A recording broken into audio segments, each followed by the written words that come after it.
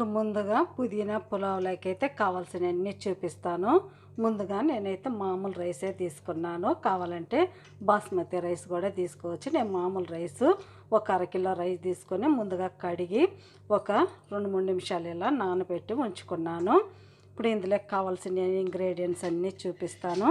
చూడండి, మసాలా దినుసులు అన్నమాట. ఇవన్నీ యాలక్కులు, స్టార్ పువ్వు, కొద్దిగా దాల్చిన చెక్క, కొద్దిగా బండ పువ్వు, లవంగాలు ఇవన్నీ తీసుకున్నాను. ఇందులోకి కావాల్సిన ఒక పెద్ద ఉల్లిపాయ అయితే ఈ విధంగా కట్ చేసి పెట్టుకున్నాను. 2 పచ్చిమిర్చి, ఒక 2 పెద్ద బంగాళాదుంపని ఈ విధంగా ముక్కలుగా కట్ చేసుకున్నాను. కొద్దిగా కరివేపాకు, కొద్దిగా ఒక క్యారెట్ ఈ విధంగా ముక్కలుగా కట్ చేసి పెట్టుకున్నాను. ఇప్పుడు ఇందులోకి అయితే ఒక చిన్న కప్పు నిండా అయితే 2 టమాటాలని పండినవి ఈ విధంగా కట్ చేసి ఉంచుకున్నాను. ఇప్పుడు ఇందులోకి అల్లము, వెల్లుల్లి రెబ్బలు అయితే కొన్ని విధంగా ఒలిచి